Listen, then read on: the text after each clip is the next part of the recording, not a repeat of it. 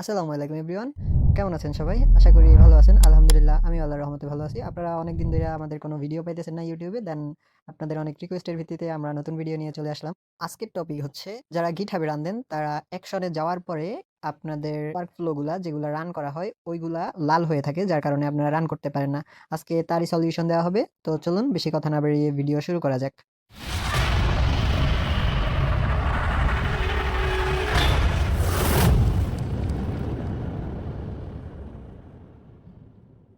প্রথমে বলি এই সমস্যাটি হয় কেন?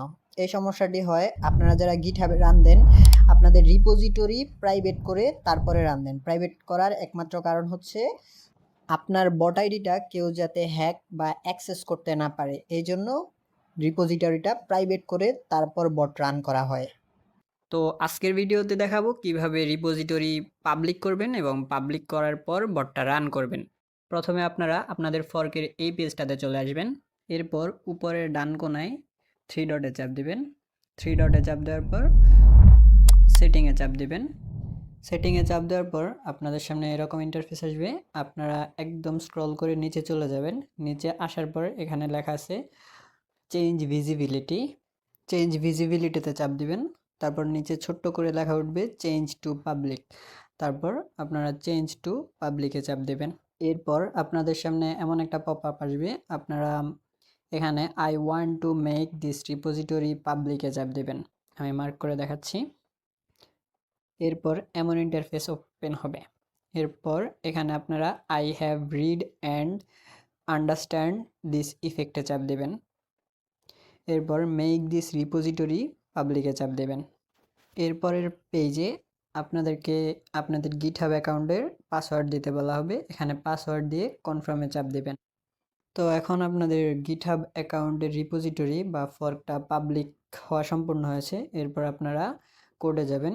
কোডে যাওয়ার পর fstate.json এ আপনাদের ফেসবুক আইডির কুকিটা নতুন করে আবার দিবেন। আচ্ছা, কুকি চেঞ্জ করতে করতে আমি কিছু কথা বলি। ভিডিও না টেনে সম্পূর্ণ কথা শোনার অনুরোধ রইল। আমাদের যে মেসেঞ্জার বট কমিউনিটি নামে যে ফর্কটা আমরা GitHub এ লঞ্চ করেছি বা যেটা ডেভেলপ করার চেষ্টা করতেছি, আজ পর্যন্ত মেসেঞ্জারে যতগুলা রিপোজিটরি ছিল সবচেয়ে বেশি ফর্ক রিপোজিটরি সবচেয়ে বেশি ফর্ক বট নিয়ে যেসব ফর্ক আছে তার মধ্যে সবচেয়ে বেশি ফর্ক আমাদের রিপোজিটরিতে হয়েছে। তো এটা আমার স্বপ্ন ছিল। তো আমার স্বপ্নটা বাস্তবায়ন করতে আপনারা যথেষ্ট পরিমাণ সহযোগিতা করেছেন। আপনাদেরকে আন্তরিকভাবে ধন্যবাদ। আমি চাই ভবিষ্যতে এটা আরও এগিয়ে নিয়ে যাই এবং আপনাদেরকে নতুন কিছু দেওয়ার চেষ্টা করব। তো যারা আমার সাথে ছিলেন, যারা আমার সহযোগিতা করেছেন তাদের সবাইকে সত্যি অন্তরের গভীর থেকে ধন্যবাদ জানাচ্ছি। তো এখানে কুকিটা চেঞ্জ করার পর আপনারা 3 ডটে চাপ দিবেন। 3 ডটে চাপ দিয়ে অ্যাকশনে যাবেন। অ্যাকশনে যাওয়ার পর দেখবেন যে আপনার বটটা রান হয়ে গেছে বা রান হওয়ার সিস্টেম চলে আসছে। তো সবসময় যেভাবে রান দিতেন সেমভাবে এখানে রান করবেন।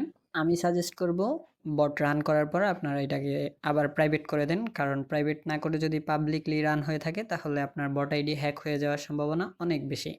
তো আপনাদের ভালোর জন্য বা আপনাদের সুবিধার্থেই বট আইডি সিকিউরিটির জন্য সবসময় ফর্কটা প্রাইভেট করে রাখবেন। তো প্রাইভেট করার সিস্টেম আমি দেখিয়ে দিচ্ছি।